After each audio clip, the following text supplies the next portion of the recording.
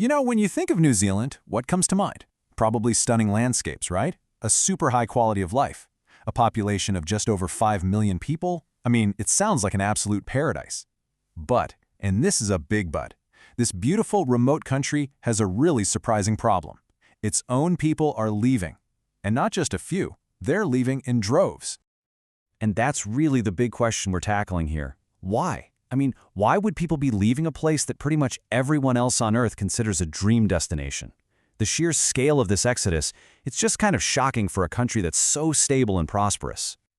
And if you want a hard number on that, get this. Over 10% of New Zealand's entire population lives abroad right now. And the vast majority of them, they're just making that pretty short hop across the Tasman Sea to Australia. So, what is going on here?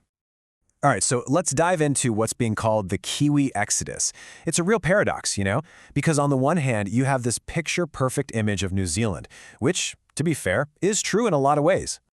And I'm not just talking about what you see on a tourism brochure. New Zealand genuinely has a super high standard of living, really good schools, a stable government, great healthcare. I mean, by pretty much any metric you can think of, it's a fantastic place to live. But here's the kicker. The people who are leaving, they're not just anyone. We're talking about a huge exodus of highly productive, skilled, young workers. People right at the start of their careers. This is the exact group every country is desperate to hold on to, and New Zealand is just losing them. Okay, so if you ask around, most people will point their finger at one really obvious suspect: the housing market, right?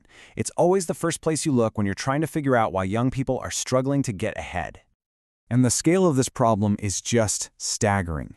Think about this. A full 50% of New Zealand's entire economy is wrapped up in housing. We're talking selling, renting, building, financing homes, the whole shebang. And when you have that much of your economy tied to a single asset, well, prices are pretty much guaranteed to get dangerously inflated. And oh boy, have they ever. For a country that's so sparsely populated and remote, New Zealand somehow has one of the most unaffordable real estate markets on the planet. So it seems like an open and shut case, doesn't it? Young Kiwis can't afford to live there, so they leave.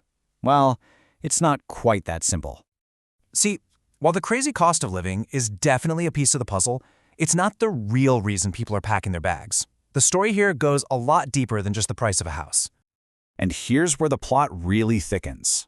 Over half of the Kiwis who leave go straight to big Australian cities. Think Sydney, Melbourne, where the housing costs are often even higher. Seriously, if their only goal was cheaper housing, that's the absolute last place they'd go. They're literally jumping out of the frying pan and right into the fire.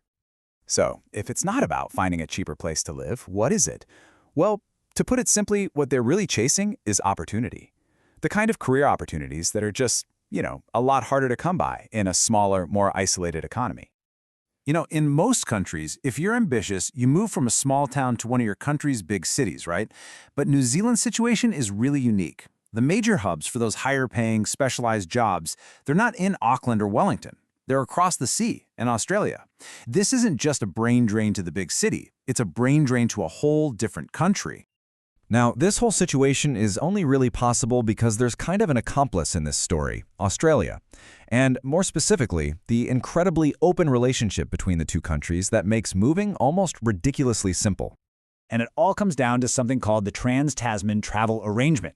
Basically, it's this long-standing agreement that lets citizens of either country just live, work, and get most government services in the other one, with almost zero restrictions.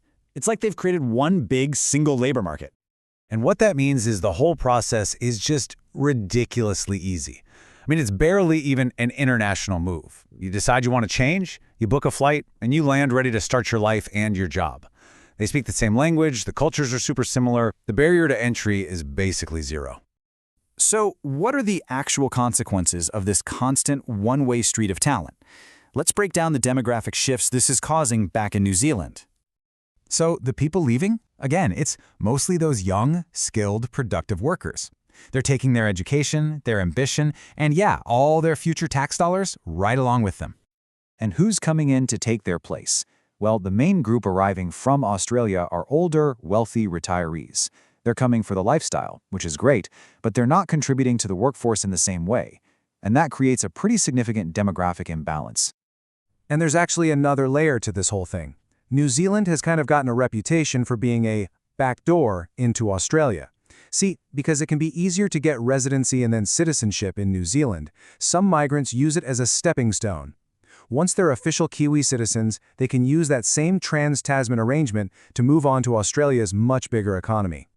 So all of this makes you wonder, right? If this relationship is causing such a massive brain drain, why not just change the rules? Why doesn't New Zealand just make it harder for people to leave?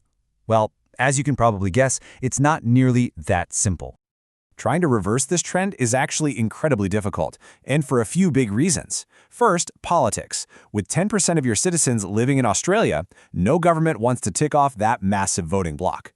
Then there's geopolitics. These two countries are some of the closest allies on Earth. And believe it or not, there's even an economic upside. A lot of the people who leave eventually come back home, and they bring valuable skills and cash with them. So really, the only long-term solution is to get to the root of the problem. You have to make New Zealand a more rewarding place for young, ambitious people to actually build a career. That means creating better job opportunities and, finally tackling those insane housing costs. Of course, that is all much, much easier said than done. And all this leaves us with one last, really big question. For all of its incredible beauty and amazing quality of life, New Zealand is up against a huge challenge. Can a country that's built on the idea of being a paradise ever really compete with a massive continent right next door that's built on the promise of economic opportunity? That's really the question that will define New Zealand's future.